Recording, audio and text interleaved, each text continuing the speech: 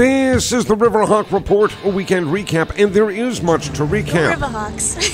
Volleyball, field hockey, soccer, both men and women, cross country, and ice hockey, all in action. The renovated Saugus Arena at UMass Lowell opened its doors. 3 former players joined the legends of Lowell hockey, and 4 of 10 new names were added to the Athletic Hall of Fame. We will start on the ice. Hockey East action. A dramatic victory the first night, a frustrating loss the second. But there is no question the young team showed signs of growth. Providence was in town for the home opener, and the Riverhawks battled from behind. A 2-goal deficit in the second period, but a 5-4 win in overtime. We had some freshmen step up. Joe Pendenza scored 2 very big goals for us. I thought Chad Ruweedle played phenomenal. He got 3 points, but more importantly, he played with so much poise and had such a presence out there. I thought Nick Curry, for his very first game, did a lot of good things. We had really good puck certainty and very good puck security as well. That's head coach Blaze McDonald, and it was all about the freshmen, or at least a lot of it was. 4 of the Riverhawks' 5 goals were scored by first-year players, and the game winner was knocked home by a sophomore, Riley Wetmore, with a big assist from a freshman. Pendenza into the attack zone, turns on the Jets,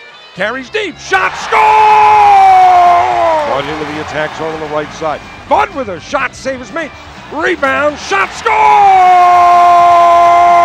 Looked like Derek Arnold gets the first of his collegiate on the stick of Curry. Curry into the attack zone. Curry, fire, save, DeLuca, shot, score, Pendenza with the goal, and we right boards, right face-off circle, Valerani, across to Ruweedle, holds, fires, scores! Chad Ruweedle, a wrist shot! Daniel Liu controls, pursued by Holmstrom, who takes it away, Holmstrom puts it in front, shot by Riley Wetmore, score! Riverhawks win, Riverhawks win, Riverhawks win it in overtime! Josh was forechecking. It was all his hard work. I was just lucky I was in the right spot at the right time and was able to put it in. Great finish by Riley Wetmore, but that was all Josh Holmstrom. He did a great job getting in there on the forecheck, really stayed after it, hunted down that loose puck. Again, the Riverhawks knocked off Providence 5-4 on Friday night. Saturday was a different story. Saturday was a bit of an odd story. The hockey club probably turned in a better performance that second night, but luck and the scoreboard were not kind. A 3-1 loss to Northeastern. It's just, I can't even put into words how disappointing it is to not come out of this with a win, because we're not in the business for moral victories. If anybody in the building here saw the game, we were clearly the better team, but they did enough to win the game, and we've got to learn from that. The Riverhawks pampered the Northeastern goal with 40 shots. Only 1 found its way into the back of the net. We played as good as we can play in a lot of areas and made vast improvements in our systems and style of play.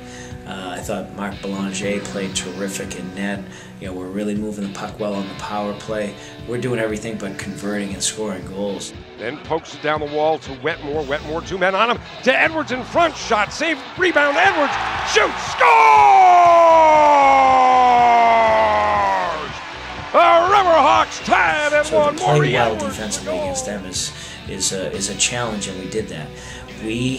We're challenged to score goals. We need to do a better job of putting the puck through the goaltender, by the goaltender, into the net, and that's our biggest challenge. It's more traffic, it's more dirty goals, it's more ugly goals. There was times we had shots where we didn't have enough traffic in front of him, battled more for rebounds. So it's just hard work. Scoring goals is difficult, so it's a little extra effort, and The Hockey Riverhawks are now 1-2-2 in the early going. Next on the schedule, Boston University. Home and home, Friday night at the Saugus Center, Saturday in Boston.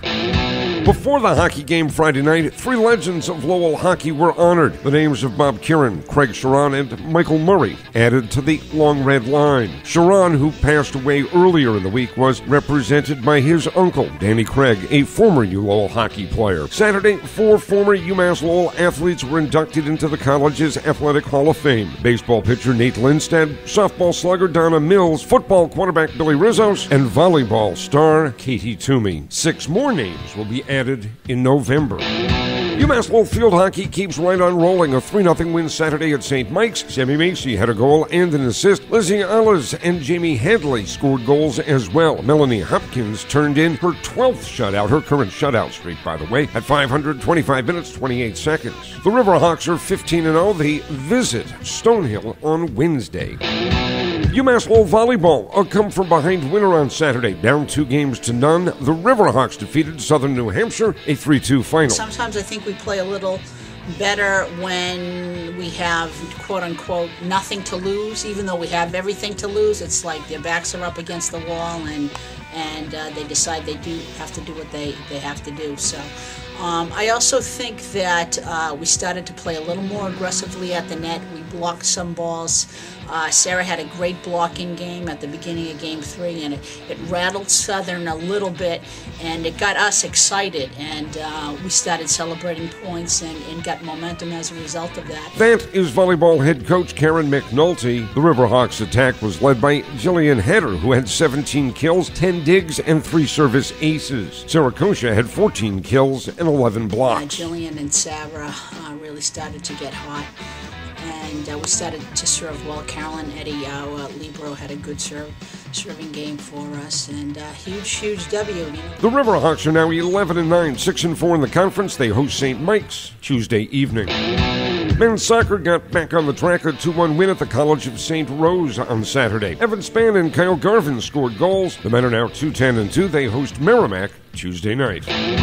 Women's soccer a winner. That's thanks to a 3-goal second-half explosion, a 3-0 win against Pace University. The energy was there today, and I thought the hunger and the sort of decisiveness going forward was there, and getting 3 goals in the second half was huge.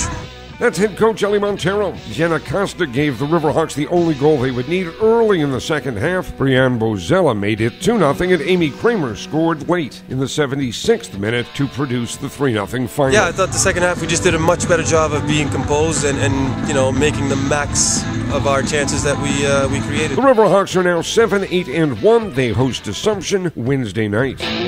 UMass Lowell Cross Country, both men and women, took part in the Kutztown Division II Challenge and each finished in 5th place. UMass Lowell Cross Country will rest until November 7th. Then they will take part in the Northeast 10 Conference Championships. That's at Stonehill College in Easton, Massachusetts. And that's the Riverhawk Report.